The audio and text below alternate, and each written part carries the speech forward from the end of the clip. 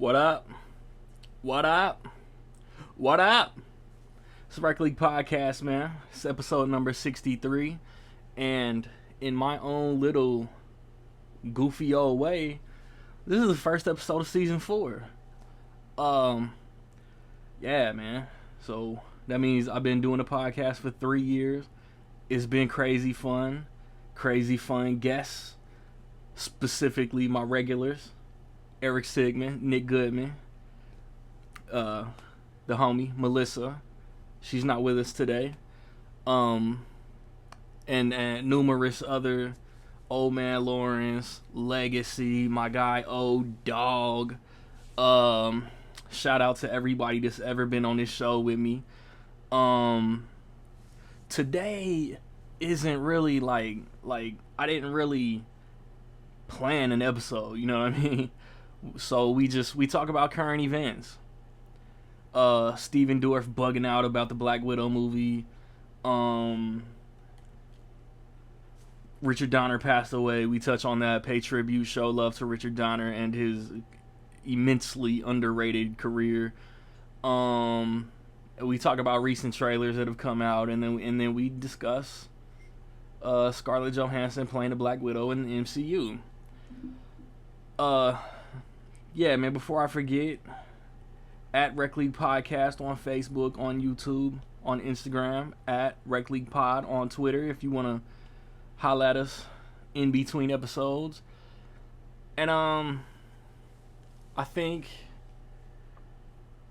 recently, I'm gonna go into the recents in the home physical media format and the theaters right quick.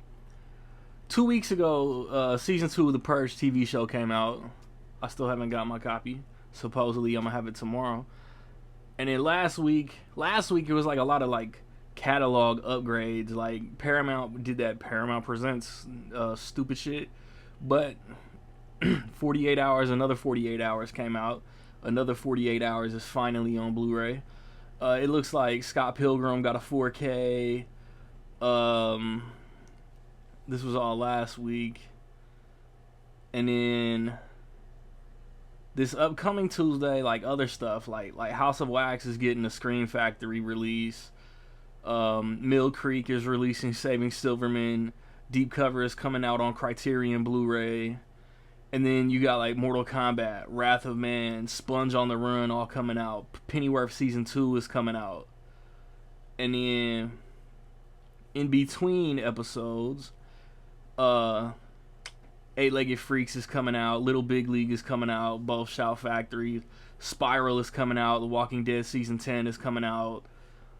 And then in the theater, F9 came out, and then Black Widow came out. Both of those reviews are up on my personal channel. I hope you guys take a look at those.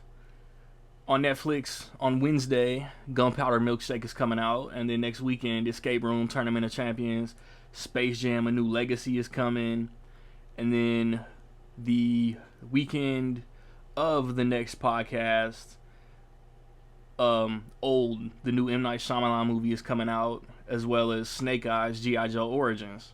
I'm gonna hope to watch and review those if you guys are interested in my thoughts on the movies. But when I come back, the homies will be here, and we will have some type of discussion about the cinematic arts. Peace.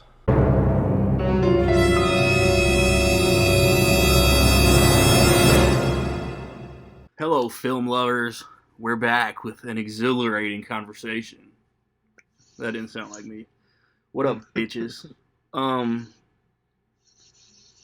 a lot went down. I almost considered like skipping this week. Can't front. So I think I'm gonna start off with just talking about Richard Donner, man. Richard Donner passed away. Bums me out.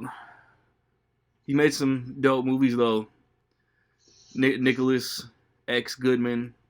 Talk about Richard Donner and how dope of a career he had. It was super dope. Super. I was like, I don't know. You hear Richard Donner, I feel like most people just think like Lethal Weapon or Superman. But like for me, like for some reason, like Lethal Weapon, he just made so many that I'm like, oh, Richard Donner, Lethal Weapon. But you like, I don't know. His like just re-looking at his filmography to make sure I didn't miss anything. It's just like I don't think like he directed Scrooged. Yeah. And that's like the best. Like I don't know. And like he did the Goonies. Like he didn't have one type of movie that he made, but like his whole filmography was good. Like even like the lesser one, like he did like Assassins, like the movie with so underrated. Like, you know, it's a good movie. Maverick. Like I mean, he was like an accomplished action director, but I don't know. He kicked off. I mean, it's not even modern anymore, but like he made like the first real like honest to God superhero movie that wasn't the Adam West Batman movie. Yeah, that was an adaptation of a TV show, so Donner gets credit. Yeah, that was like a spin-off. But yeah, like that's like I feel like we're all kind of like underselling the legacy of that. Like if that doesn't work, like Superman the movie doesn't work in 1978, then Tim Burton never gets a shot. Yeah, like they're not even thinking about doing something. They didn't even for years. They were like, well, let's do a Superman 2 and a 3 and a 4. And they let that like wither away. And they were like, well, shit, let's do another one. But yeah, like if Superman 1 doesn't work, like the tagline, you'll believe a man can fly. Like if we're not believing that when we're watching it in 1978, we don't get Batman, we don't get Blade, we don't get X-Men, we don't get Spider-Man. Yeah. So the MCU. It's a bummer. Yeah, I mean, yeah. We shouldn't have the MCU anyway. That's even 13 years later, it's still weird that it's a thing. I'm not giving him credit for that. Because that's just, like, it's bizarre. Like, no, it's just so weird that... Hey, reading, like, what Kevin Feige said after he passed, I'm giving him credit for every comic book movie. Yeah, truthfully. Yeah, but still. Yeah, like, the Goonies? Like, who's doing the Goonies? That's like a style of movie in itself. The Goonies. Like, anytime a Stranger Things or something comes out, it's like the Goonies meets something. It's like its own Die Hard. That's I think that's what people thought. Well, Stranger Things was gonna be or totally like, because they were basically selling it like that. Yeah, and I mean it is. Yeah, it's like It comes out. It's Goonies with a clown, and it's like horror version. It's It the book, but anyway. But yeah, it's like its own thing. Like all the big movies he does from his filmography are like staples of their respective genres. Like Lethal Weapon is kind of like the template for the buddy cop movie, or like the buddy action comedy in general, like Rush Hour, Bad Boys, anything like that. Like you're comparing that to Lethal Weapon. Bad Boys comes out and you're like, well, it's kind of like Lethal Weapon, but it's this. Rush Hour, it's kind of like Lethal Weapon, but it's this. So, yeah. Instead of black and white, they're black and Asian. Yeah, that's usually the difference when they make a buddy cop movie. It's like, imagine Lethal Weapon, but it's this guy instead of Danny Glover. There's always a white guy. But, yeah, it's a bummer. I was hoping, like, the Lethal Weapon 5, with him involved, would really go off the table. If they still do it, they'll give him, like, EP credit or some shit. For sure. He'll have a story credit or something. He did something with it already. Eric? Yes? Hey, man. I only been up for an hour. Richard Donner. So, yeah, he put a lot of stuff. Before release, the Snyder Cut, there was released the Donner Cut. Yep. And it didn't take three years. It took, what, 25? Yeah. Yeah, he got even at 75% finished, his Superman 2 movie with other parts plugged in, is still decent. You see how his Superman 2 would have connected to the first one, which was just good to see. It's too bad it couldn't been completed. But yeah, he has a very versatile filmography. It's one movie that gets overshadowed. It's another one of his '80s comedies. It's I don't know if it's kind of problematic now given how you can look at the plot, but the movie called The Toy. F Yeah, that, the dude. toy. I know I was forgetting one. Stop judging past art by today's standards. No, Motherfuckers were not sensitive. Motherfuckers were not getting offended in the 80s. I'm sorry. Yeah, even though somebody brought it up back then, but it's not what that is, though. Problematic these nuts. And even Lady Hawk. A lot of people missed that. Yeah, one. lady. And it probably hurt because that came out the same year as the Goonies, I think. I think he had 2 movies in 1 year or one right after the other, something like that. But yeah, the toy, the toy was funny. I remember they used to play that movie to death on HBO. And but you mentioned Scrooged, Nick, and that's a movie everybody forgets Richard Donner directed it until they watch it again, every Christmas. Yep. When we think Scrooge, we think Bill Murray. Mm-hmm. And did he release anything? who was that?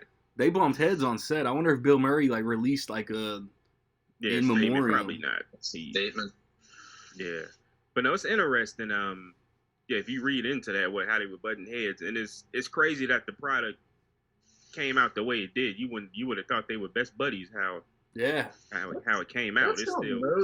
That's how most Bill Murray projects. Yeah, everybody.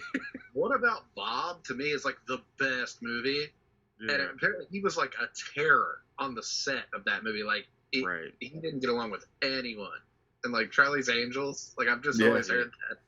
I still want to that footage, that recording, whatever it is out there. I still gotta hear. I want to hear. I'm sorry, that argument that shut down $1 million production for a day.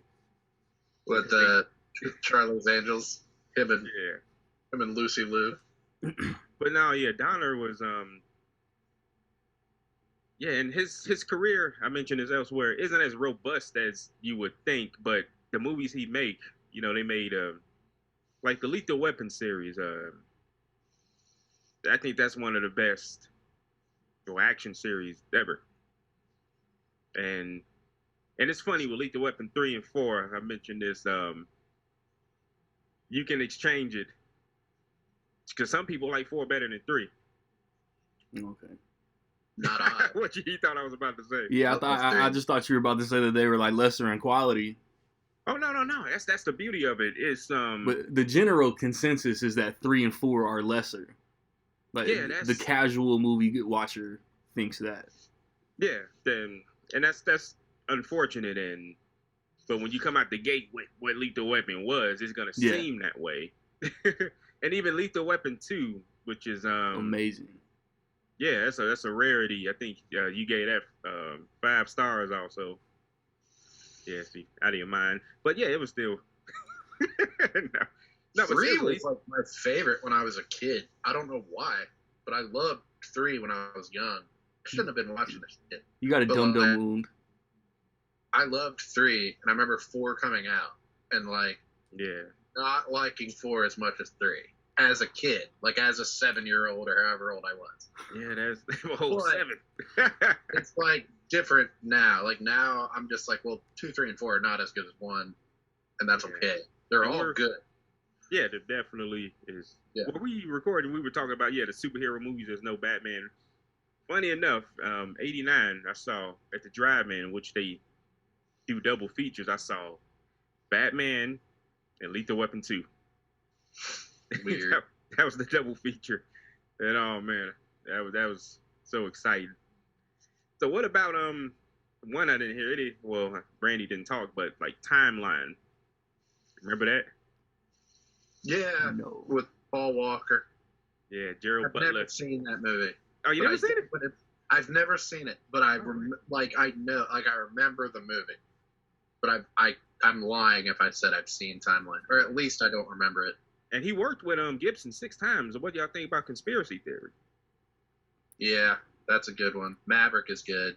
Mm-hmm. I think Maverick is one of the most underrated westerns. Yeah. Maverick is criminally underrated.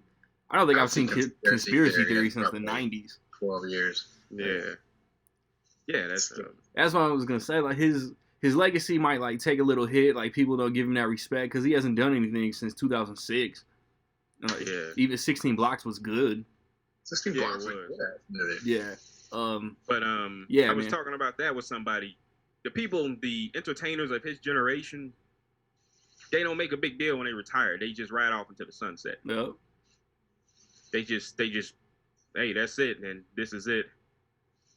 But yeah, and even a person that was in one of his movies that they're right about the same age, Gene Hackman. You know, he didn't. I'm done. Thanks. He just peace and became an author. Welcome to Mooseport. Welcome to Mooseport was his last. Yeah, I'm starting to get sick of that. Like Sean Connery's last movie was The League of Extraordinary Gentlemen. Yeah. Man, do one more. It's like Gene Hackman come back with one more. This was crap. Let's do a good movie. Elizabeth Taylor's last movie was The Flintstones. Never forget. Damn, that's true, isn't it? Damn it. Like, come on. But Assassins, you mentioned that. Do you know who wrote that movie? Remember? No. I paused like I was thinking. I was like, I don't know. Yeah, so the Wachowskis wrote that. Oh, cute. Which is interesting. They were in their selling script stage and script doctoring stage, and that's when they got picked up before they did The Matrix. Before that bullshit. It's like Assassins. We've got a script we know you'll like. Yeah. What the hell is this? It's nothing like Assassins, but there's guns. Yeah. And he had been seen publicly. It was the Josh Gad special. He was on there for the Lethal Weapon reunion. I think for part 3, everybody was on there, and Donna was on there. I don't remember that at all. Yeah, when was this? I'll send it to you. Most of this. Yeah, they had him all on there. He was there. That was like last year, so. I thought I watched like not all of them, but I thought I watched like the big ones. I don't remember Lethal Weapon. Mm-hmm. Damn it. Man, we were saying, and it was, I looked it up and it said December, like late December, he was talking about doing Lethal Weapon 5. I thought it was sooner than that. I thought it was like sometime this year. Yeah, it said December, he was talking about like being ready to go. He had plans to do it. I was like, good for you, man. And like a lot of people forget, he has a production company. His production company produced the first X-Men movie. Yeah. Yeah. I knew that. I think his wife did all of them. Yeah, but I wonder if they got the ball rolling on the LW5 or if anything. Probably just talk. Yeah. You know how we feel about Warner Brothers, man. If Warner Brothers sees dollar signs, they're gonna push it through. Good.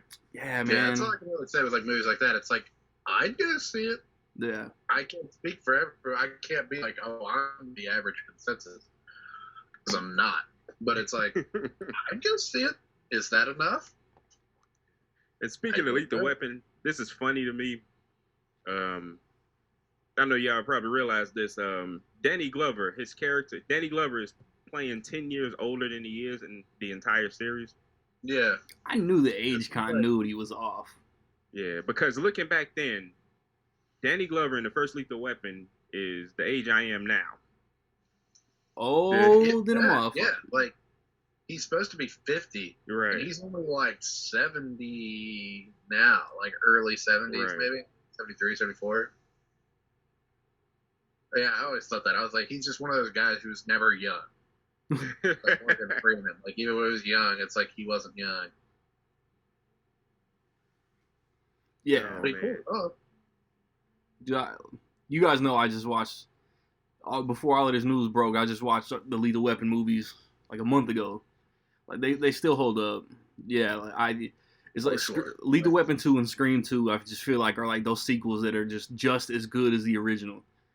And 3 is good. Three is good. Bring in Rene Russo, Bleach Blonde, Joe Pesci.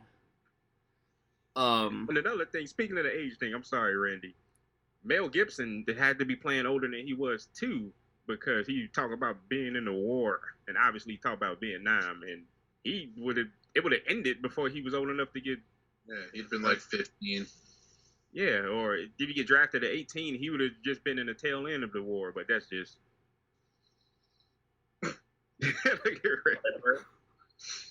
Oh man, that's what you cut me off for. Yeah, man, these are important details, dude. Yeah, like if there has to be flaws in the Lethal Weapon franchise, their ages never matched up. Nitpicks, but yeah. And I hate they didn't say his age in Lethal Weapon 4. Like, how old are you? Well, I'm only like, how old? He didn't say it. Remember when they were boxing? But anyway. Yeah. They're saying Danny Glover's age, like in the first one. They're like, "Oh, you're 50." Yeah, it started with his birthday. 50, and he's just like 39.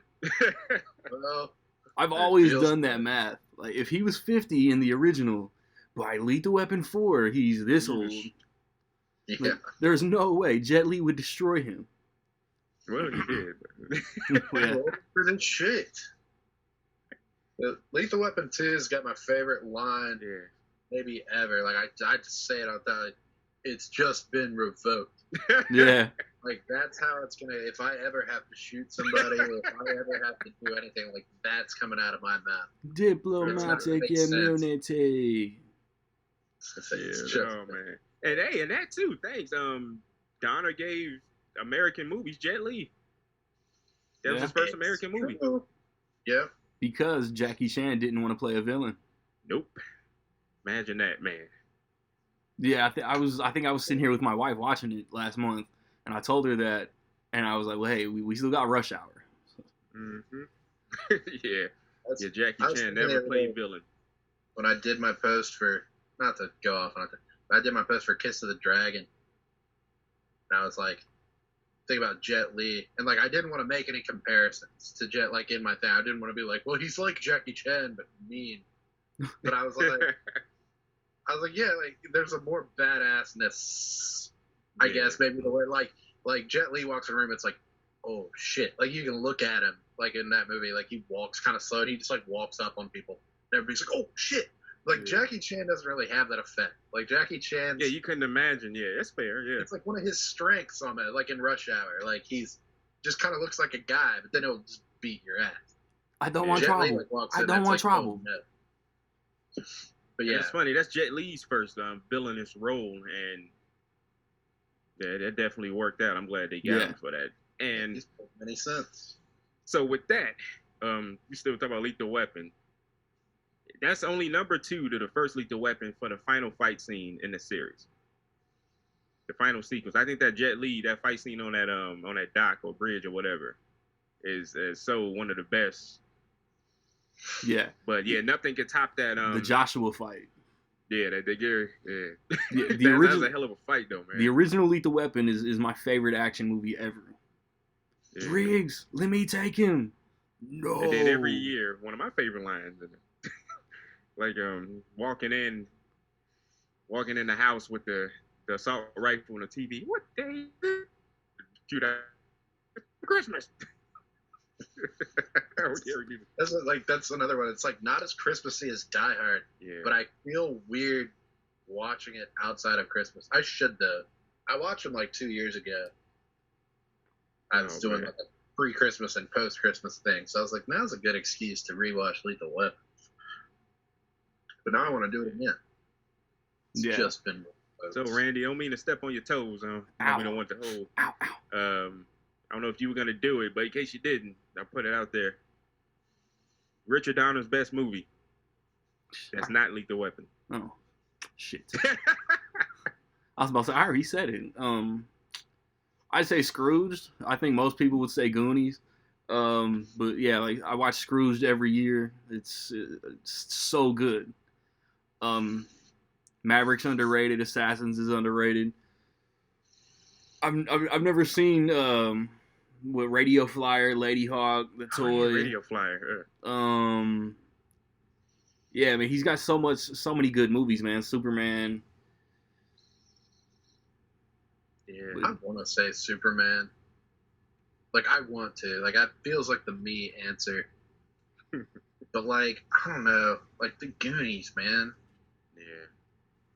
I don't know. I feel like, I'll say, like, the Goonies and Superman, I'll put them on, like, equal footing. Like, Superman's probably, like, a better film. But when I was, like, 4, that's not true. I was going to say, when I was, like, 4, I probably watched Goonies. That's not true. I was watching Superman all the time. Yeah.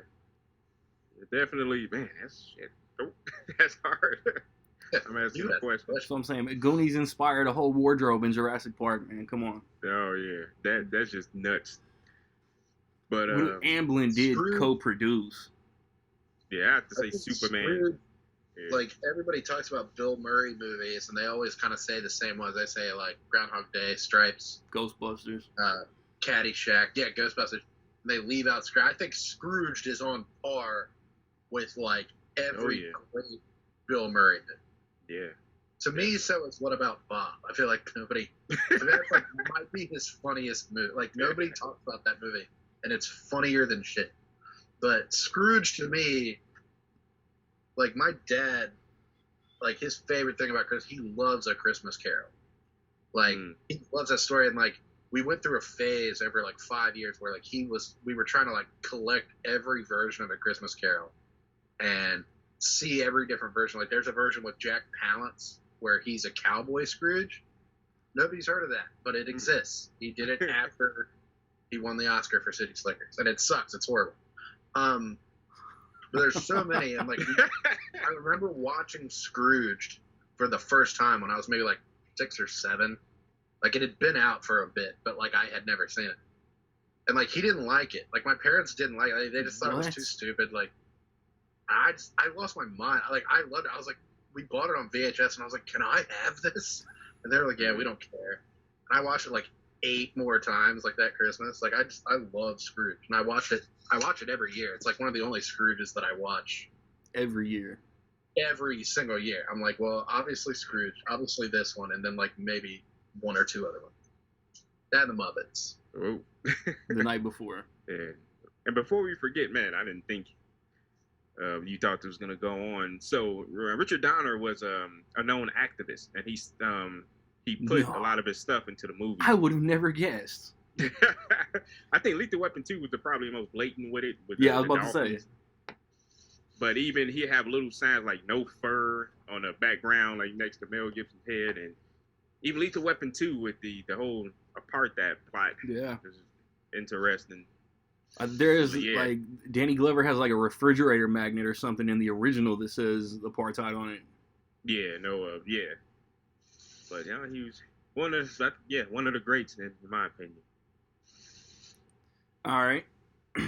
Next, let's make fun of Steven Dorff for a little bit. Yeah. I was gonna say, all these people's, like, opinions on Twitter about Black Widow. And I was like, man, I really liked it until I remembered what Steven Dorff said. And then I was like, fuck that. Hey, but it's like this. I meant this. I don't know if I did send this to y'all in a group chat. Someone was like, it seems like Steven Dorff blew an audition and he's just lashing out. What's the source? I just saw that he said this. What was he being interviewed or he just tweeted it? What's he being interviewed for? Yeah. Yeah. I would imagine Steven Dorff is one of these, like, I'm too cool and badass for social media. Yeah, and then somebody put that bootleg superhero movie he got with Eddie Griffin. Yeah. He's always in, like, I went to Walmart yesterday, and there was a movie on the internet with, like, some boxing movie, and he was, like, he's, to his credit, I've seen that. He does, like, 2 or 3 movies a year, and they're always straight to DVD, but, like, he's always the lead in them. Yeah. I think that's the trade-off. It's like you can either be build and a big number 2, or you can be the lead guy in this DVD. Yeah. I don't know. Are they really this tone deaf when it comes to stuff like this? Well, one of us were going to mention it. You were in Blade Oh no, yeah, this American Hero looks like it's a real thing. Yeah, I think it's a real movie. Yeah, I've seen it like in a store before or something. Yeah, it feels like it should be on the shelf next to like Kindergarten Cop 2. Oh yeah, it looks like a fake movie from like Entourage or something. Yeah, like Eddie Griffin. That's a perfect description for it. Yeah, but it's just like, I mean, he's like bro, like you're talking about this movie, you haven't seen it, you're judging it off trailers. You feel sorry for Scarlett, like bro, like I could have told you a year ago, like she had like EP credit, like she had input on the movie. Yeah, you feel sorry for people having the best careers of their life, making millions of dollars. I'm like, who asked you? Bad for Scarlett coming out of the gate with 2 Oscar nominations left. It's like he didn't get the Owen Wilson role in Loki, so he decided to just shit on their next movie. I believe that's a good theory that person tweeted. It's like, I don't want to be in a Marvel. Who asked you? Exactly. Crying from outside of the club. Like, bro, like, can't get in. Did you really think the director of Leatherface is the next Stanley Kubrick, bro? Shut the fuck up. That's what I'm saying. Like, yeah, it's just so much dark. Oh man. Tara Reid and you just beat up on Stephen Dorff, man. Hey. That was my Stephen intention. Dorff's credit. Let me say, like, to even the playing field. If anybody watched the 3rd season of True Detective, he was good. Oh yes, I remember thinking that was the best acting of his career, and I was like, dude, Stephen Dorff coming in here, like, yeah. I was like, yeah, dude, that's true. He nominated. I was like, come on, man. But then he followed that up with like 18 more directed DVDs. I was like, you know what, he's doing fine. Hey, Keeps I'm just saying, you got to be a little more, I guess, aware of how things are in the world when you make a statement. True Detective season 3 was so good. We understand everybody has bills to pay. I don't knock anybody trying to get a paycheck if it's not illegal or hurting anybody. But man, you got to be more, like I said, non-tone deaf when you put something out there like that. You obviously got to know what it is. And I think Melissa said it, like, there's not going to be another Stanley Kubrick. Yeah. And you know what? Thank God. Kubrick was the worst. His movies were great. Yeah, but he as a person was Kubrick. People got a theory that he drove Shelley Duvall crazy. He did. I believe it. Yeah. Why else would she have done Popeye? We're like monsters. Yeah, but that's the thing. just like goofballs that we may refer to as trolls, just regular people, you know, the celebrities get on here and, you know, they do it too. I mean, yeah, like it wasn't. That's why I'm so puzzled. It wasn't from his personal account. I don't think. It's just that it came out. That's just it. I'm Stephen Dorff. I've been in a movie. I started this comic book movie thing, so I don't like what they're doing today. Yeah, and it wasn't. It doesn't seem how he made the statement that it was even from that, you know, perspective. He brought it at it like it was a personal grudge. Yeah. All right, Stephen Dorff, we're here to talk about you're being the spokesman for like the e-cigarettes. Hey, you know what I like about these commercials? They don't look like fucking video games. It's like, wait, what? Mr. Dorff. His theatrical credits, and it's like, you know, he was in Fear.com. Like, remember that? Yeah. Vaguely. And he'll pop up, like I jokingly said, 6 to 7 bill, but it's probably true, like Public Enemies and. Yeah, he was in Public Enemy. Yeah, and he was like in that movie Immortals with Henry Cavill. Like, remember that one? It was kind of like. Wasn't it? Wow. And he was just the guy. Like, he was just like one of the Spartans or whatever they were. And it was like, hey, is that Stephen Dorff from Blade? Fuck you, Henry. I auditioned for Superman. I just like Alone in the Dark is considered like the worst movie of all time by like a lot of people. Or like, is that a Uwe Boll movie? Yeah. Yeah, that's that one. Wow. And I'm like, if I was in, it's not even the worst Boll movie because I watched it earlier this year. No, it's not.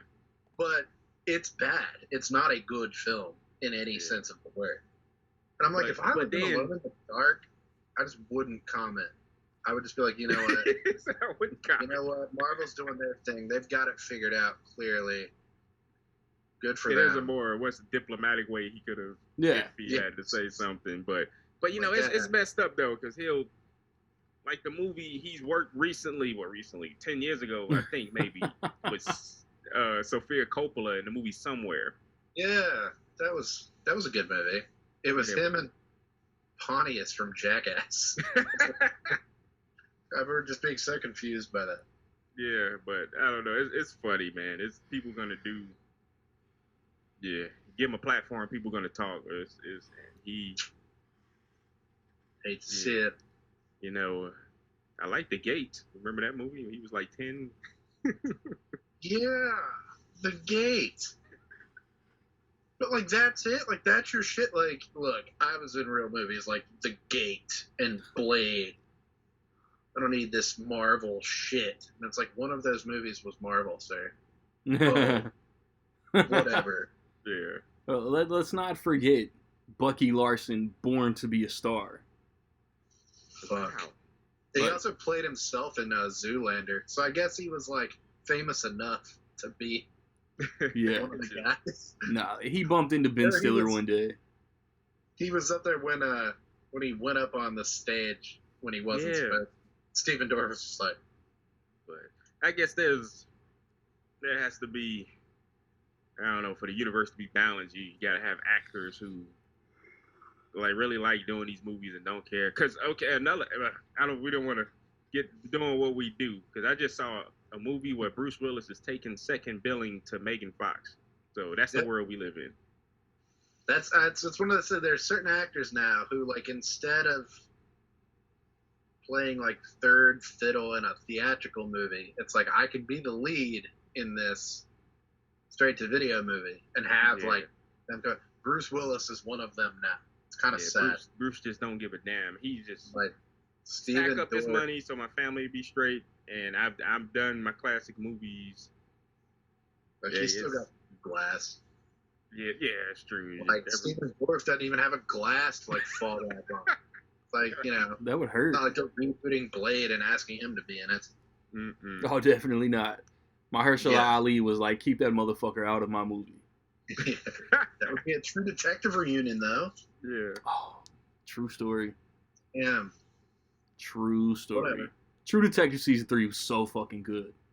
I thought it was good. It was like a continuation from season 1. And I was thinking like, damn, Stephen Dorff is like career best acting from Stephen Dorff. Yep. Being like bummed that he didn't get nominated for anything for it. I was like, God damn. Yeah, that sucks. Yeah, I agree. That's to his credit. Yeah. Not like he's a bad actor, but it's like. And I don't know if this movie was theatrical or limited. There's a movie he did called Felon with Val Kilmer. I remember that movie. Yeah, I think that was I saw it. Pretty decent.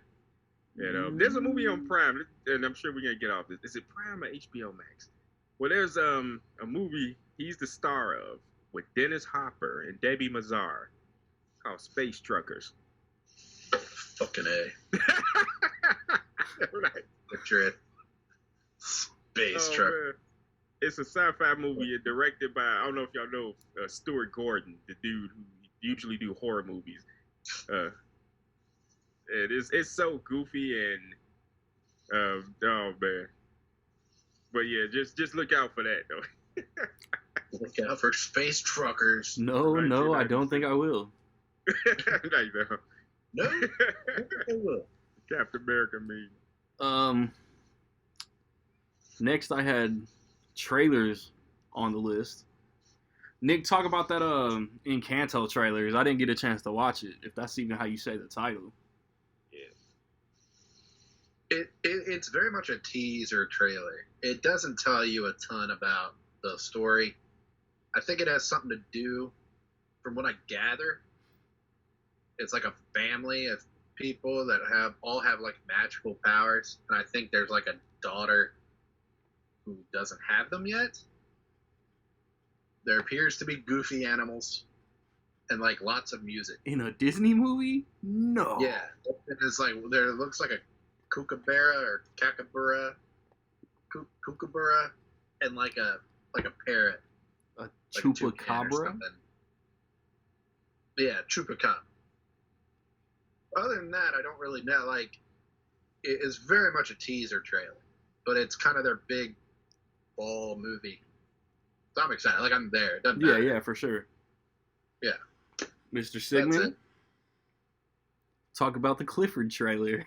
And I didn't even share the Clifford trailer. It's like, you know what? No. No, Clifford looks silly. I'm watching Clifford. Nick's a sourpuss. I don't know. It looks so stupid, but I'm watching it. Is it Warner Brothers? It's, I want to say, I don't know. It's not Warner, but I don't know. If it was Warner Brothers and I thought it was coming to HBO Max for free, maybe. Like, I'd be like, you know what? It's Paramount. That's what I wanted to say, but I don't know. I can't get over the memes that say it looks like a medicine commercial. no, the There's enemy. just something about it, like the way like they're walking with this dog. It looks like one of those commercials. The enemy meme is the one that got me. That was amazing. That's so stupid. That was so like, good. Why? But like, he doesn't look like a red dog. It looks like a dog with like the red tint coloring on it. It just looks like wrong. Like, I don't know. And there's like a snot. Like, I was like, of course you have a big dog, and they're like, how can we make this gross? Gross. Have him sneeze on somebody. And Oh, you know yeah. he's gonna piss on somebody. You know there's gonna be a dog shit joke. I just can't. I just don't think I can put myself through it. Like, you know there's gonna be one dog shit joke. That's a big pile of shit. Duh. As long as Jeff Goldblum comes in there and just says that's one big pile of shit, then I'm fine. It's one big pile of shit. Like, okay, you got me. All right, I selfishly saved the trailer that I wanted to talk about for last. That's the Many Saints of Newark, the Sopranos prequel. It looks amazing. I'm already penciling it in as one of my favorite movies of the year. So that's where expectations are. I like just the kid talking shit to young Tony, and then it just sets the tone. It builds up, show you all these characters you know from the show. Most of them are like spot on perfect casting. Like I'm like, ever since The Walking Dead, like I've been a big John Bernthal fan. I'm not sure he really looks like the dude that played Tony's dad in the show, but Vera Farmiga as his mom is perfect. Like everybody else, like you always hear in the show about Chris's dad, and this movie seems to revolve a lot around his dad and how Tony got into the life, and then the theme kicking in at the end, just chef's kiss. Yes. What y'all think about it? I haven't finished The Sopranos, but I'm going to. This is the year. By October. Yeah, that's the plan. Starting a new season of Walking Dead today. That's the plan. It's working out so far. Still don't know about Dexter. Still don't know when Dexter starts. Dude, so I can't, like, October. I'm telling you, October. Like if you start Sopranos and try to do a full run through, and then want to do a full run through of Dexter, you might have to like mix them up and do like some of both shows. We'll see. But I enjoyed the trailer too, and I didn't know shit. I really like. They're like, I'm sure there's like references and stuff in the trailer that I don't know, but I still thought the trailer was great. I love that Gandolfini's son is playing it. Like, I just love it. Like, that's so great. I liked him in the little bit he was in Cherry. Yeah, I was trying to think of what he was in something. I was like, I've seen him in something. Like, he's an actor. With Cherry. Didn't he throw himself out of a car? Yeah. Or something. Yeah. Yeah. Yeah.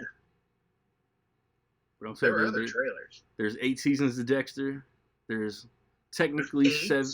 There's 8 seasons of Dexter. There's technically 7 seasons of Sopranos. 6 is split into 2.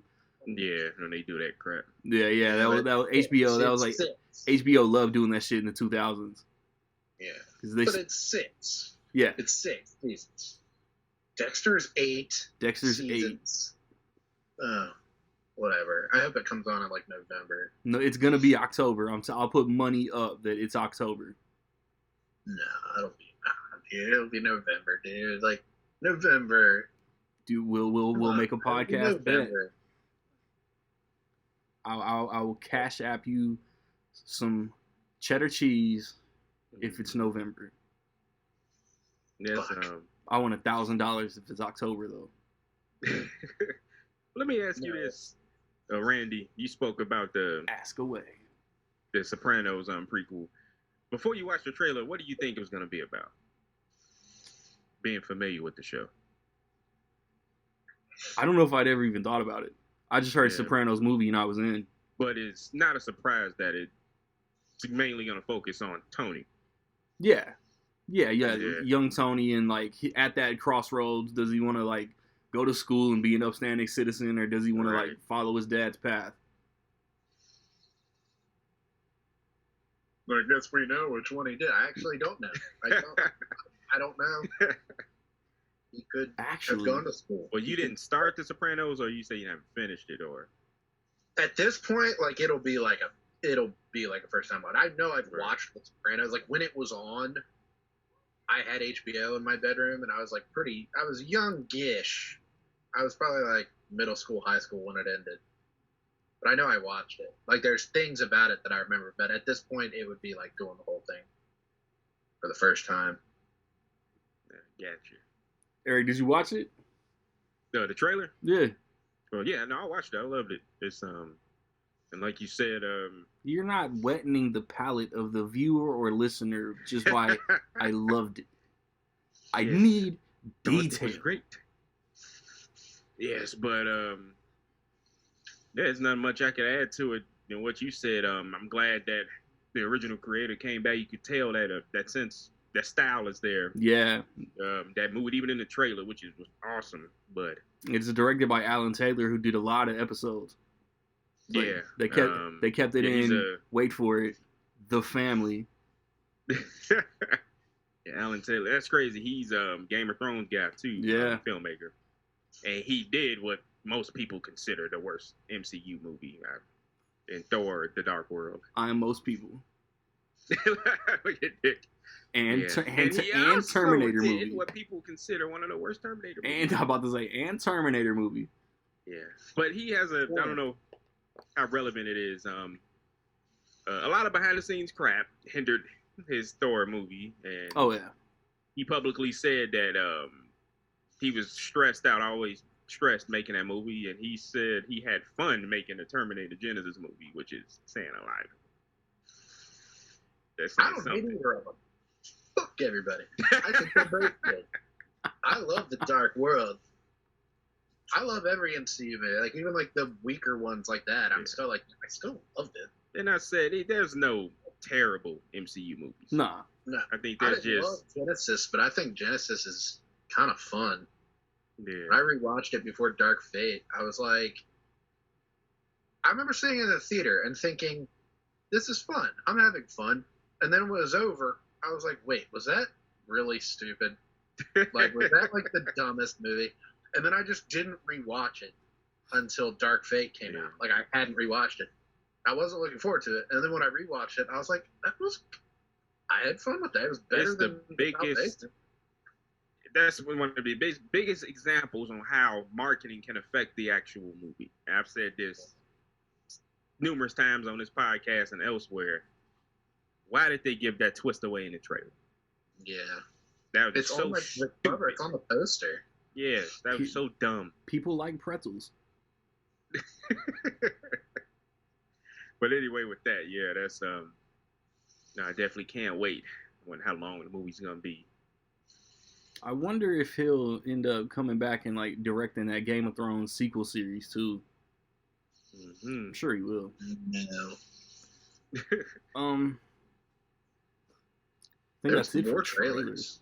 Well, were there more trailers? I was looking and I was like, what all came out in the last 2 weeks? What else you got? Don't Breathe 2. Oh shit. No, yeah. Yeah.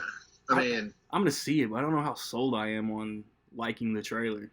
Yeah, a I lot of like people. Don't Breathe a lot. Like in the theater, I remember thinking it was really cool. Yeah, I love the I have original. not rewatched it since the theater. I don't think. Maybe once. I think I've watched it once.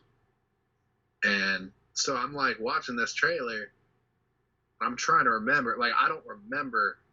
I remember things about the first one. Like I remember the It's like like general thing, and I remember certain scenes, but I don't remember like. Is this a prequel? Is this a sequel? I was like, wait, is this important to something that happened in the first one? I don't remember. Yeah, because the way it's going with the trailer there, I think it's mean, a sequel. I think It's- that Jane Levy was like too busy tied up in that show that just got canceled, like the Oh. playlist show, and they just Mhm. couldn't get her to come back. She couldn't get the free time, and they come up with like an original story where he's She not said- chasing her down.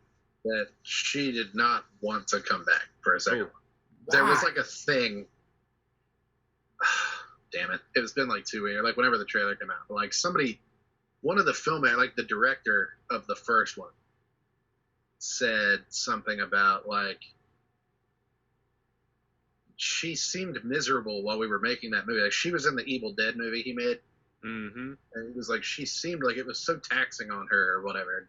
Now she's on this TV show, and that just seems like her element, and she's just Yeah. thriving. And so we didn't, want to Didn't take even her out of ask that. her. She like responded like, "Nah, I wouldn't have come back for a second one anyway," or something like that. Like she responded like, "Yeah, no, Didn't that's hear not any of that. Then rewrite the ending or recast the character because they left the cliffhanger where he was going to chase her down and get his money back or whatever they took. Get his money." Yeah, but I got a theory on how they're gonna tie the first movie to this Man. because it's I don't even remember. I'm like, there's things about it. I'm like, wait, was there something? I remember there being semen. Like I just remember there's parts of the bullshit. Hey-o. Yeah, like Oh, there was definitely some of that, but yeah, that's the like, thing from the things first to the about first second one movie. that I remember, but I have not sat and rewatched it in a good It'll long come back time. to you. Yeah. But spoilers, It'll go into the semen. no, but spoilers. The Don't Breathe 2, they're, I guess, portraying him as now the protagonist. Yeah. Yeah, he looks like a good guy. Like it's like Terminator. Yeah, it's And like, man, what's his relationship with this young lady, and given what he did in the first movie, it's kind of interesting. They got to address that in the second movie. The first movie being like a reverse home invasion Yeah. was like brilliant for the time. Mm-hmm. Like the guy who seems to be the victim is not a good guy, and now he's like protecting this little girl, maybe Right. for the same purposes that he needed a little young girl for in the original. Yeah, and also the subplot of why her in particular, because Yeah. what happened to his. It's gonna. Yeah, they got a. I got a theory, but we'll see. I feel like people forget about it. Like, A Quiet Place came out, and it was huge. And then Bird Box came out right after, and it was the same movie. Everybody compared them to each other. Yeah, it's true. And they were like, oh, yeah, in this one you can't make noise, and this one you can't see. And I was like, well, remember Don't Breathe came out like a few years ago? And they kind of did it first. Like, you can't make noise Couldn't because you breathe. can't see. It was both, Yeah, with more semen. And you couldn't breathe. And then Addams Family 2 trailer. Yeah, okay, yeah. I did see that one and I forgot about it. I mean, I'm gonna watch it. I wasn't super high on the original Addams Family, and this one kind of looks like creepy Mitchells versus Machines without machines. And I'm gonna see it, and I'm just they're like holding their ground on that date that Hotel Transylvania kind of tried to come in and bogart, but I think Hotel Transylvania is gonna move again, like maybe 2 or 3 weeks back. it needs to, but also, I don't know. It just seems to be the trend. It's like we got creepy family, horror themed family. It's like let's send them on a summer vacation. Yeah, It's like, okay. if we Okay. have to. Yeah. They should have just sent the kids to summer camp. Like, that would have been genius. They did that already. Oh shit. They They did it. What was I always think of that? I always think of that scene. It's like they're doing the Thanksgiving. I don't think of that as summer camp. I always think of it as like yeah. Thanksgiving camp. Like, that's not a thing. But in my head, I'm like, oh yeah, they're there for Thanksgiving. What if they would have had like Uncle Fester like get married to like some chick who like kills all her husbands, Yeah, like a super original. Black Widow? Mm-hmm. Oh, man. I feel like there was another one. Oh Eric, yeah, the Eric, are you too cool for animated trailers? Oh no, I love. Now I watched it. It's just like you. Like Yeah. man. With you, like you're gonna see it on TV. I'm gonna spend money on it. I'm gonna go to this theater, possibly by myself. There's another Oh, trailer. yeah. I don't know if y'all have seen it or not, but Probably just not. based on the premise, I'm sure y'all are interested because yeah, I'm interested in. It's a documentary. Then I definitely haven't seen it. Oh, you're right. The Questlove movie. No, I don't know. That does seem interesting. I'm talking about Val. Oh, I didn't watch the trailer yet, but Yeah, I will watch it whenever it didn't see comes it on. either. Yeah, I'm interested in. It's a good no, heartwarming isn't thing because it's kind of sad because of the situation, but it's very intriguing. Everybody kind of like judges Val Kilmer. Like, damn, he let himself go and just don't realize like bitch, he's sick. Yeah, and even before that, he had a little rep being a difficult actor and whatnot. And, That's what I'm hoping they touch on. This is the difficult actor podcast. It's literally in the description. It has to. Misunderstood actor is finally gonna, and he has. I love docs with personal footage, and he always documented a lot of stuff. Movies he worked on in way to his early life. He had a 8mm, 16mm camera. They're gonna have a lot of personal footage, and him, I guess, explaining why he is the way that he is and why he's misunderstood. So yeah, I'm definitely curious. That's what I'm hoping to see. Like, it's like when Marlon Brando says that you're difficult to work with on That's set. it. Like, that's That like is- next level. Yeah. I wanna see Val Kilmer touch on that and be like, yeah, I guess I sucked back in the day. Mhm. I guess I was the worst. But I always liked Val Kilmer as an actor. I mean, you look at his, Yeah, of course. especially like early to mid '90s. I mean, like The Doors and Tombstone. Like, he was Right. killing it. Yeah, and he worked with the Stephen Lang and Don't Breathe guy, Tombstone. Yeah, it's true. Well, everybody was in Tombstone, so that's Yeah. And Heat. I mean, even Batman. Man, he yeah. was In the same year. crushing it. And he was just like, it was just one of those things where from the outside looking in, it looks like, it's like, dude, are you trying to torpedo your own career? Yeah. Hate that. It's like Katherine Heigl did that. Let me not besmirch Katherine Heigl. Let me not. We're on the air. Hey, this has become the Difficult Actor podcast. Yeah, Yeah. one day. We'll But all yeah, be that documentary. Have y'all ever seen a documentary in theaters? No. I'm sure I have. But I can't think of one. I'm sure I have. Yeah. I'm sure I have. It's not. I'm asking y'all. I don't think I've I seen mean, one. like, when I was little, we had the Science Museum downtown, and they have an IMAX dome, Yeah. and they don't play movies there, but they're Play always playing documentaries. like Dolphins, Life on the Edge, or some bullshit, and it's Yeah, like the skiing you would go and documentaries. sit and watch those. That's real. They were like feature length. Yeah, that's only back in the Yeah. day. I don't know if y'all remember. That's what only IMAX could play because they didn't have the capacity to play feature length movies like 2 hours or more and whatnot. Michael Jordan to the max. Yeah, to the max. Yeah, Fine with I me, saw man. a NASCAR one, Emphasis on max.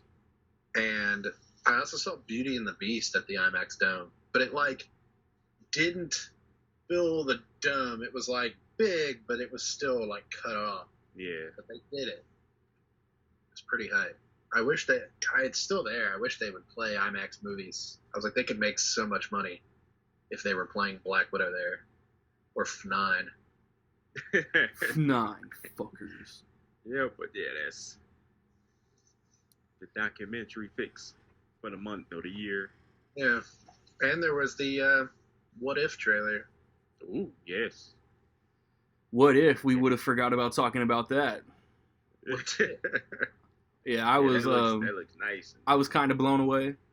I kind of loved it. Like, that was my most anticipated Disney Plus show when everything was announced, just for like all the alternate, possibilities.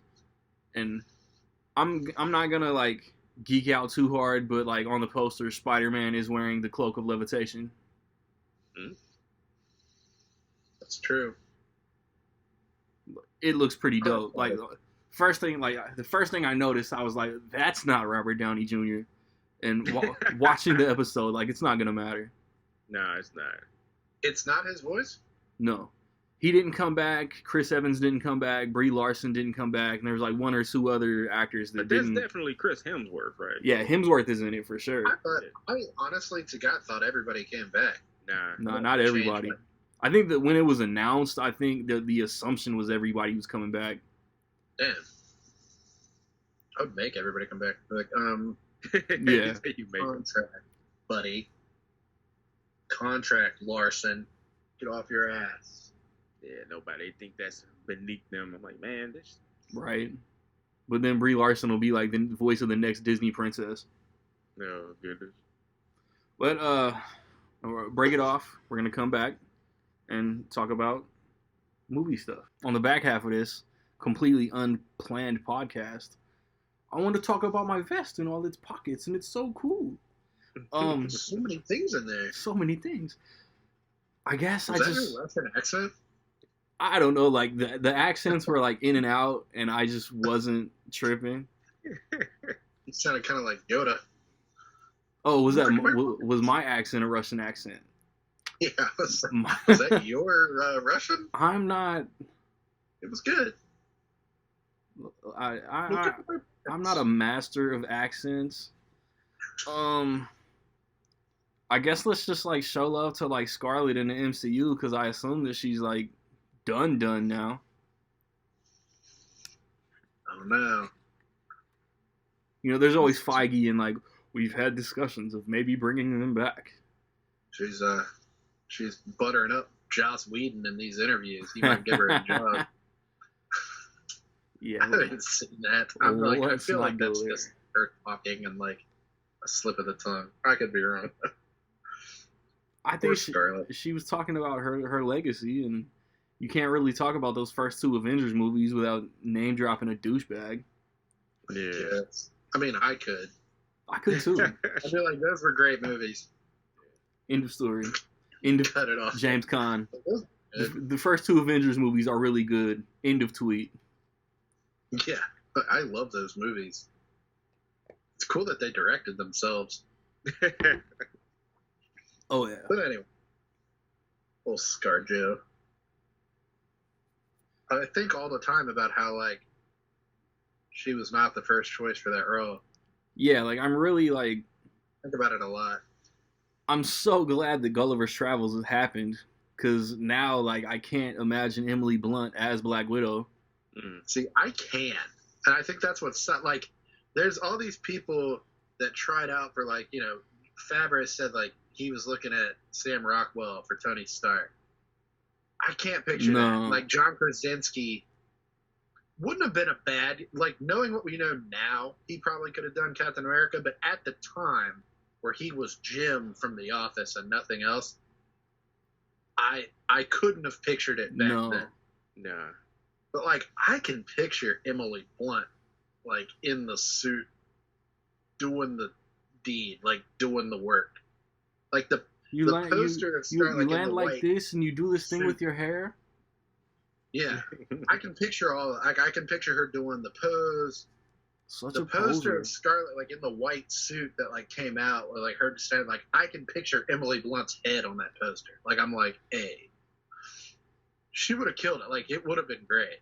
I'm not mad that it didn't happen, but I think about it a lot. I'm like,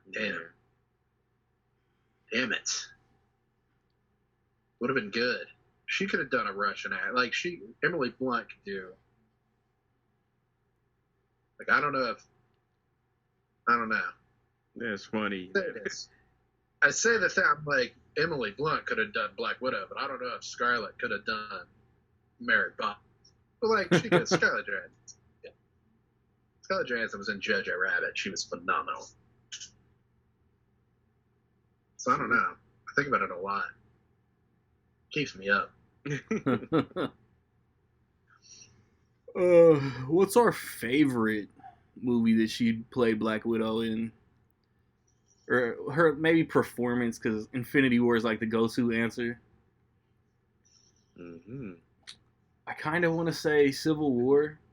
And for me, I go with the Winter Soldier. I think that's easy. Yeah, she was good in Winter Soldier too.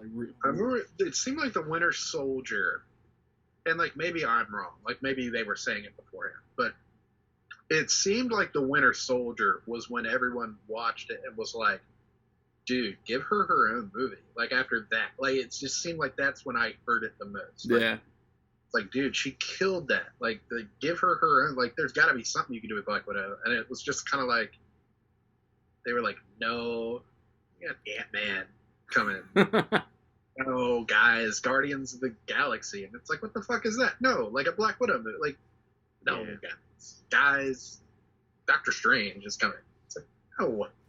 Yeah, I feel like the Black Widow movie was like half like, here, shut up, here's your Black Widow movie. But it was also the introduction of Florence Pugh. Like, the whole importance to Phase 4 was, here's Florence Pugh. She's going to be the new badass Black Widow. And she's funny. Yeah. There was comedy.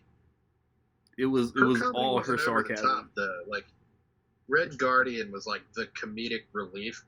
Yeah. So like everything he did was goofy. Still fits. But, like, most of her comedy like hit because she was just like, look at my vest. Like, it was just something stupid like that. Like, yeah.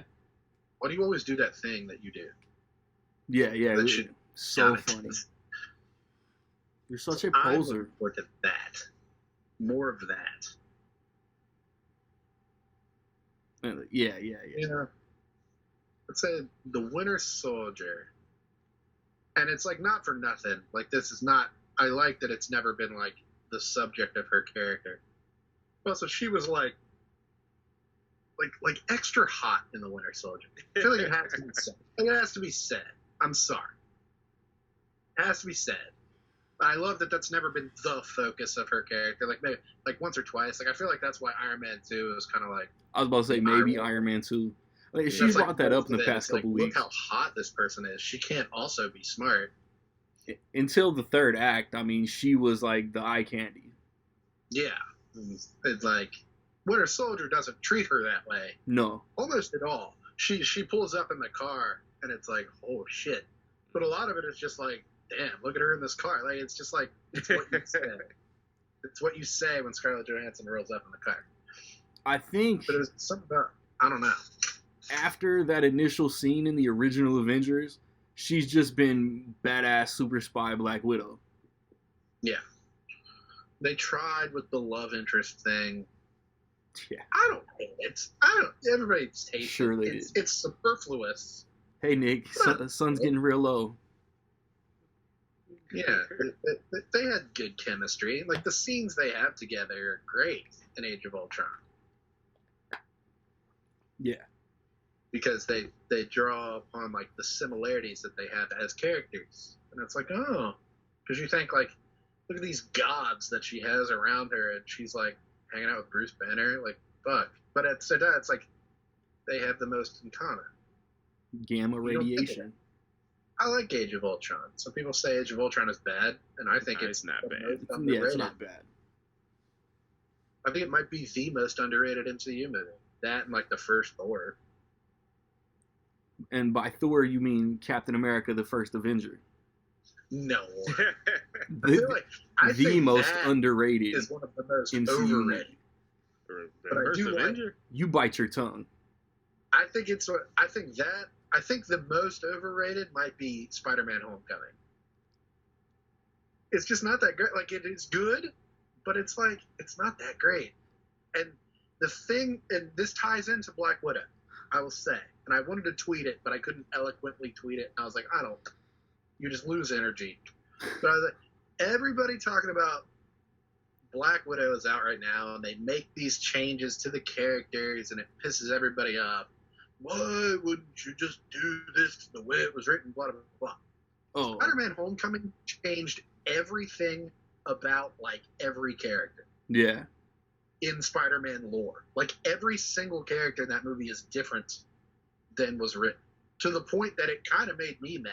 And that kind of stuff doesn't really bother me that much. I'm usually like, sometimes we have to change it up. But I was like, dude, he's got a talking suit, and like they keep going out of their way to say Aunt May is hot. Like MJ is acting this way for no reason. It's just like odd. But nobody complained about that. Like nobody cared. Yeah, like I mean, some people did, but I like the MCU Spider-Man movies, but they're missing. They're missing that little something that puts them in the same bracket as the first two Raimi movies. Mm-hmm. I'm really hoping that No Way Home Yeah. gets it there. Well, it's the thing of that he's the way in which he is connected to Tony Stark. Yeah, I hate that. Iron Man Jr. Homecoming and Far From Home, both of the main villains are spawned of Tony Stark, something Tony Stark did. I was just watching Civil War the other day being an idiot. Look at Jake Gyllenhaal in the corner over there. Just to the back. I mean, that's a lot of people. But it's kind of what, him being a mentor character, the direction these movies chose to and had to stick with. I don't know if that hindered him further down Can the line. you imagine if the rumors are true and like Willem Dafoe, Green Goblin, is the No Way Home villain, and like his world's Tony Stark is why he's mad? Yeah. They better not, man. Oh, they better not. Got a clue. But yeah, it's just he doesn't have his own battles, and Spider-Man, the Raimi, especially Spider-Man 2, it's the characterization of that movie of the characters of the duality between Peter Parker and Spider-Man. Yeah, and his battle in these MCU movies is not with himself, but with something else. Far From Home flirted. Yeah. Far From Home flirted with him not wanting to be Spider-Man for a little bit. Yeah, but because, like Nick said, not of necessarily of his internal struggles. They tried to tease it, but it's just that it's still connected. It's more like everywhere I look, I see his face. Thing over there. Yeah. But it's like, and then the whole, some people bring this up, and it's just nuts to me. The whole responsibility of dumping these glasses and what they can do and what they're capable of on a kid, and somebody made a meme like, Rhodey just sitting here like WTF. Yeah. You know what I'm saying? I hate the scene. I like Far From Home as a whole, but I hate the scene with the school bus and him with the drone strike and all that. I understand from a storytelling point of view, they had to let us know that the glasses had that capability. But it's just like, whoa, here goes this teenager with these glasses almost murdering his class. Yeah. It plays, it teeters on like, and it's just, yeah, it's a very flawed movie, Far From Home, but it's also like those things just never happened. Like Flash Thompson is like on the mathletes with him. Yeah. Man, like I can buy into so much. Yeah. They like, had how is he a to bully? they had to relate it to today's kids, and then the everybody gets a participation. I'm a hipster. Let's go listen to Lil Nas X. Even the Garfield movie, it's like Flash Thompson was like a prick jock. He beat his ass. And it's like, yeah, it's like Tom Holland's not even like dorky. It's like they get less dorky. Like, yeah, Andrew Garfield, like, it was like cool. Skateboarder. He was like on his skateboard. He was just like, what's up? Like, whatever. I'm aloof. Metal. And like, Tom Holland's just like walking around like with everybody, doing everything that everyone does. But again, I say, tying it back. Tobey Maguire was such a geek. I usually don't care. Like, I'm like, you don't have to stay glued to the page. Like, you can spice it up. Yeah. But like Black Widow did it, and like it served the story. I'm a stickler for source material too, but I also Yeah. know the MCU takes their liberties. Yeah, I mean, given Sure.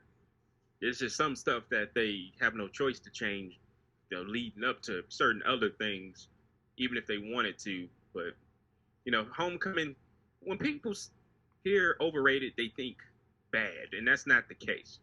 No. It's And not that. It's I mean, great. Homecoming has one of the better villains Yes. throughout the series. Yes. And It's one of the true. most awesome plot twists Shocker. with that villain. Yes. That never happened. That's never been a thing with that character. That the origin of that character is not the same. Like nothing about that is the same as like the book. But you buy it. It serves the story. Right. That movie serves the arc of the whole like the bigger story. And that's why I thought the Black Widow served the story. Yeah, to me that's enough. And like to me, the Taskmaster twist that I'm not going to spoil. But it's fair to say that there's a twist. It's out there. People know it. Mm-hmm. People like pretzels. It it served the story, and like I said, like I don't know if I saw it coming 100%, but I was like, there's gonna be something here that's bigger than what we're seeing. Like that was fine. Like I said, there's two guys. There's always a guy in a suit. Right. I think that's what we're sick of. Like guy in a suit is the bad guy. Yeah, it's gonna be interesting. It's a guy in a suit.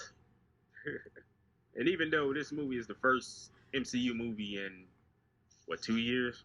Yes. Yeah. Yeah. Literally 24 it's months. not it's still a prequel, and I can't wait to see Phase 4 get.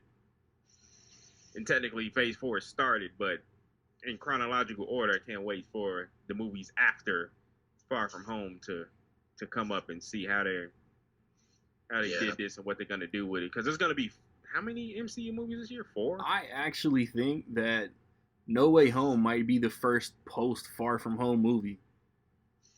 You think the other ones have a chance to be prequels too? Yeah, because the rumor. Well, it makes sense for Eternals to be a prequel. The rumor is Shang-Chi takes place in the blip.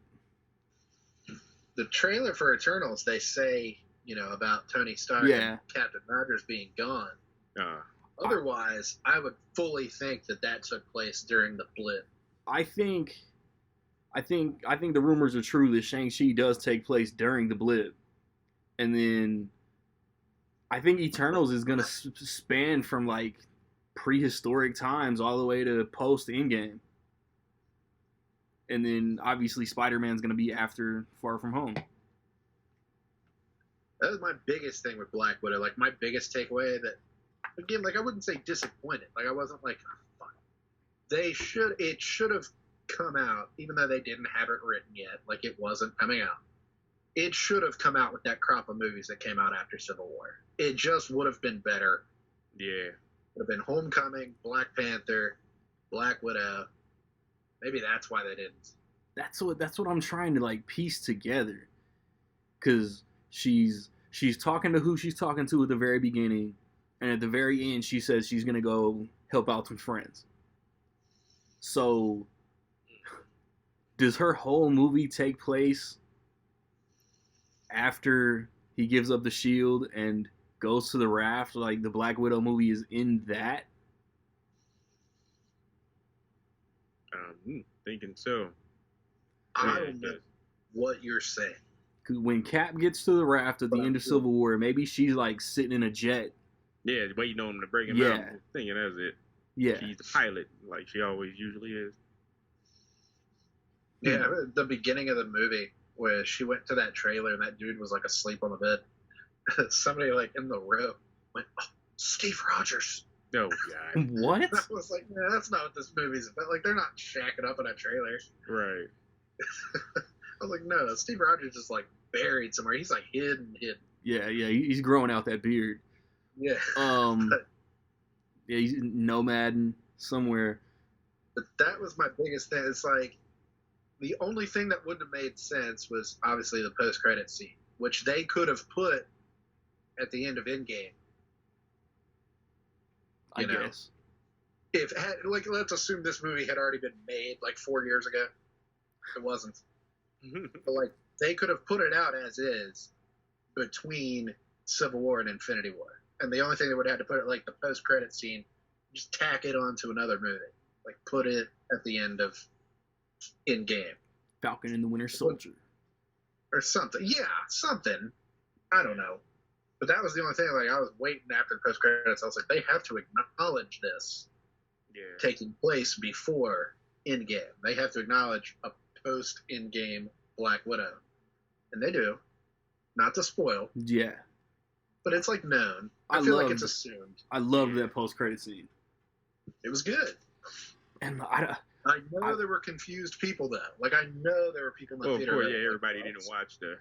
I want to ask a question that but you know what? Spoilery. With that, supposedly how it went, this is the order it was supposed to go in anyway. Yeah, it was supposed to be, the movie was supposed to come before the TV show. So yeah. This was supposed to be her introduction into the MCU. I kind of like it this way. I think this person's introduction being on the TV show worked a little better. It I doesn't. Feel like the entrance was a little better. It doesn't mess up the flow of any story or anything. Because she sat down with John Walker all like quippy and shit, and it was a cool meet her. Yeah, it was kind of like a slow motion walk. I felt like it was better, unless maybe they refilmed the post credit scene and just aren't telling us. Like maybe they remade it. That's possible. Make more sense. Because it would have been confusing. It would have been like, why are you blowing your nose? But, I mean, yeah, I'm excited. I kind of, for like a second before I remembered that person was going to be there in the movie, Florence Pugh was like there and she whistled, like did the little whistle. Yeah. I thought someone was going to respond with a whistle. Too, yeah. That's, And I was going to be like, Scarlett Johansson signed on for 5 more years? Yeah. That's what I was waiting. As soon as she whistled, I was like, no, don't whistle back. Yeah. Don't give me that hope. It was going to be like the end of Prisoners. Yeah. She buried in there? What the fuck? Yeah. What? I know something they got to stick to, especially with what happened to Tony Stark in Endgame. If you think about the whole series, and even with kind of this movie, Black Widow, even though it's a prequel, is one of the weaker things in the MCU. It's so strong that their flaws are hard to see most of the time. And I'm talking about consequence. Because characters have died, characters have come back. More characters have died and somehow come back than ones that have died and stayed gone. Name 3. Okay, and even I'm including Black Widow. Technically, she's still here after what happened in Endgame, even though it's a prequel. But this is still what it is. Yeah. And going with what Nick was saying about this movie should have came out when in between those little blocks of movies in Phase 3. You know what I mean? Yeah. And Loki. What's her name? Samuel Jackson, the fake out. It's no consequence of deaths, even though that's written to be a fake out, but it still is what it is. Gamora got to be at the game battle, even though, Gamora, she boom, and then other Gamora is now going to be here, and they're going to use her. No, that was 2014 Gamora. Yeah. Vision is just still kicking. It's 2014 Thanos. Yeah, but y'all see what I'm saying though about the content. If there ever was a weakness, that's evident. That's the convenience of a timeline and multiverse and time travel and all that shit. That's what I said. Like, I don't mind it. I love that Loki's still alive somehow. But it's like, if this Loki TV show is on a slippery slope, and they're doing all this stuff, and I'm like, if he's undoing this and doing this and doing this, and he's gonna be alive, then I want everyone. I want Heimdall to come back. I want that's the thing. Back. Vision needs to come back. Everybody that died, I'm like, well, Heimdall is currently serving time for shooting Superman with a kryptonite bullet. Sorry, sir. That's what I kept saying. The in-game battle was all these people died, and everybody came back, and I was like, dude, Heimdall could have been in that battle just because he got stabbed. Fuck, unstab him, just unsnap him. No, if they were, he had to do his little thing to make his. We know if they were dead cameo before the worthy. snap. Yeah. But yeah, that's just my thoughts on that. Is That was my we'll biggest see. point with Endgame, and why I didn't think it was as good as Infinity War. Yeah, It's not. Like, yeah. When the Gamora smoke is doing- cleared, Infinity War is the better movie. I think whenever I rewatch, but like Infinity War, I'm always like hook, line, and sinker. Yeah. I'd probably rate them about the same way, but like Endgame, just Nat jumping off the cliff never sits right with me. It ain't like there's just something about it that it's like. Yeah. Did y'all all see the original? I think it's in the deleted scene somewhere on one of the Blu-rays y'all got. The original, how that scene was put together. I haven't watched it, I don't think. It's bizarre. It's like yeah, y'all gotta see it. I can't even explain it. It's so bizarre. I'm glad they changed it. Was Red Skull just gonna give himself up? No, it was supposed to be. Imagine a battle going on as they were trying to decide who was gonna jump over the cliff. Somebody showed up. I forgot who it was, and they start fighting. And as they were fighting, yeah, it's weird as I'm explaining it. Yeah, I gotta. It's on one of There's like no not weird way to do it. Like the way they did it was weird. Like, Yeah. I was watching it, and it just felt. It was like the build up to Gamora. It was like you knew it before it was going to happen. It was like, wait, is this what he's about to do? Like, is this? Yeah. Oh, there's no other choice. Like, oh no, is this going to happen? Oh no, I hope they can undo this. But that was the first time they did it. Tossed her off. I mean, this is a 3-year-old movie. If you haven't seen it, spoiler. Yeah. Tossed her off. She's dead. They even put blood. Yeah. And it was like, fuck, man. I hope they undo that. Like, we still had that kind of like, I don't know, what are they going to do? But then it's like, she and Hawkeye get there, and it's like, how are they going to do this without either of them dying? Like, we're just sitting there, like, wondering. And so neither one of them jumping off a cliff is going to feel right. Like, it's like one of them has to do something, and it just never sat right with me. Yeah. Let's be fair. It sat right if it was Hawkeye, either. Yeah. But at the same time, his character had more of like a I'm in the depths of despair type of deal. Like, Yeah. maybe he wanted it more. My family. Yeah, the movies. And let's be fair, there can't be a person out there who assumed another way. We all thought it was going to be Hawkeye. Yeah, like that's kind of why they did the switch. Like, you know, Yeah. I want to assume it, but it just never sat right. And then that big ass battle at the end, everyone is there. Like I said, Gamora got to be there, Mm-hmm. and like Black Widow doesn't get to be there. Like, to me, that's why I ding it and put it at like number 2. Because Infinity War was just so dramatic. Like, it was just like, oh my god, who's gonna die? Who's not gonna die? Like, what are we gonna do to fix this? And it's like Endgame, like, didn't fix it. And it's like, well, we fixed it, but like Nat's not here. Yeah.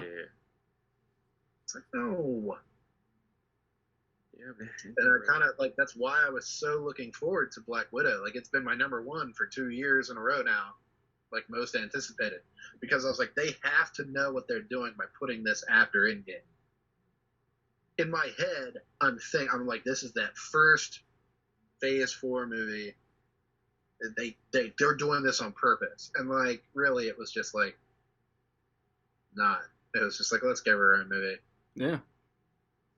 I was hoping it would be like bring her back or explain it or something, or see that maybe there was hope. I don't know. Not saying that doesn't happen. Spoilers. But yeah, I'll go see it again. Fuck. Fuckers. F9 fuckers. Fuckers. I didn't see that commercial in front of Black Widow the other day. I don't think I did It's either. like- Yeah, it's like they got rid of it. Yeah, honestly, I haven't seen it in theater. I saw it on YouTube. I don't know now. Yeah, they got to cut down these damn commercials and these trailers. I swear. Yeah. I just hate it. I guess I'm preconditioned going into a movie theater after the start time, even though I know it's gonna be 30 minutes worth of commercials I and get there like trailers. 25 minutes before. Yeah. And so I see everything. I see Maria Menounos. Yeah. Yeah. Oh my god. This one will. I heard the robots look like pepperoni pizza. Oh my god. Okay, that guy. I brought this up before. The dude was like pepperoni pizza. Yeah, get me one. Why didn't you ask me this while you were getting yours, you bastard? Yeah. You know what I mean? What I sense don't does know that this make? commercial. This is a Cinemark commercial. Hey, Yeah, Cinemark gonna Cinemark, man. They weren't thinking Regal of has plot. the M&M's commercials. And they've had it for like almost 10 years. I mean, they've had it for Which M&M's like, this is a commercial? We're about to explode. A commercial? No, Why my is- Cinemark shows that one too. Why is That's it what I still mean about beeping? commercials. I get that before every movie. And they've Yeah. changed it a little bit, but it's been the Yeah. same commercial For a So few you get years. that one, the brand one with the pepperoni pizza. Plus, if you're watching now the new one, watching a movie on your small phone just isn't the same. Yeah. God damn. That one's gotta fade out. Like Yeah. once movies stop going to streaming, like that's gotta fade out. The Regal, I think it's every Regal. Like if you go see a regular movie, we have the roller coaster. You ever I seen the haven't seen roller that. coaster? It's like, I can't remember Hey, the last always time I was have in a Regal somebody- theater. oh, puts their hands up. But I've been doing the roller coaster like my entire life. Like they change it up a little bit, but it's like, welcome to Regal. Put your seatbelts on, and then it's like you're on like a virtual roller What coaster, the and there's hell? popcorn and shit. Yeah. I'm glad they don't show, because I saw Black Widow in the XD cinema. They usually have an XD. What is it like seeing a movie in XD? It's kind of like with the paint and the guy with the goggles. I don't know if y'all seen that. Yeah, yeah. I think the last time I saw that was with Endgame. It's funny. Yeah. We don't have an XD screen here. Ah, that's it. Yeah. I don't have anything fancy other than the IMAX screen, The the IMAX. one IMAX screen, Oh, or yeah. D-Box, 4D, or any of that. Or what's the thing? Is that D-Box where like the chairs move? Yeah. You're a D-Box. D-box. They spray you. What? I was gonna say, I'm trying to see "Don't Breathe" and D-Box get sprayed in the face. With Is this semen. That's so Semen. gross. I always heard like, yeah, they miss. Don't they like miss you in the face? I think so. Oh, Hopefully not with semen. Oh, semen. God. Oh. Yo, for not really having a plan, we got an hour and a half out of this. We good. So it's always something to talk about with the movies. The movies. So Bring in Marvel, and like we can talk about Marvel for a solid hour. all day. I Yeah, think so. I think the next episode is the weekend of Snake Eyes and Old. So maybe we'll do like a M. Night Shyamalan discussion. But Ooh. we be back in 2 weeks. I'm gonna come back. I'm gonna finish up this episode, man. It's Rec League Podcast.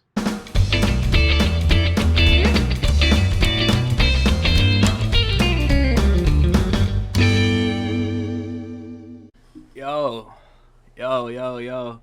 Gotta be honest, this rapping shit is real fun. John Henry, I earn, or maybe I steal, son. Listening to new rappers and I just don't feel none.